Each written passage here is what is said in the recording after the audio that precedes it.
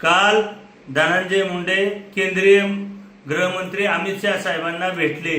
त्याच्या आदल्या दिवशी हा जातीवादी सुनील तटकरे आणि हा प्रफुल्ल पटेल हे दोघं भेटले होते आणि या सुनील तटकरेने अमित शाह साहेबांची वेळ या धनंजय मुंडेला घेऊन दिली होती आणि हा सुनील तटकरे आणि प्रफुल्ल पटेल अजितदादावर प्रेशर करत आहेत आणि धनंजय मुंडेला मंत्रिमंडळात घेण्यासाठी दबाव टाकत आहे।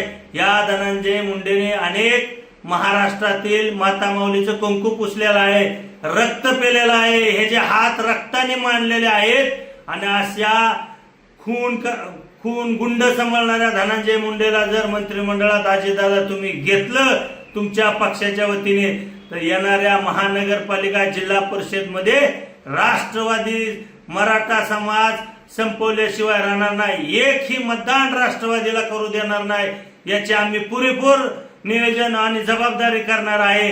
आणि हा धनंजय मुंडे मंत्रिमंडळात कसा येतो? अहो, स्वर्गीय संतोष अण्णा देशमुख यांच्या कुटुंबाला अजून न्याय भेटला नाही आणि हा धनंजय मुंडे मंत्रिमंडळात आला तर महाराष्ट्रात अनेक प्रत्येक जिल्ह्यात प्रत्येक तालुक्यात वाल्मिक कराड सारखे गुंड सांभाळून गुंडगिरी महाराष्ट्रात बिहार सारखं करण्याचं नियोजन करेन।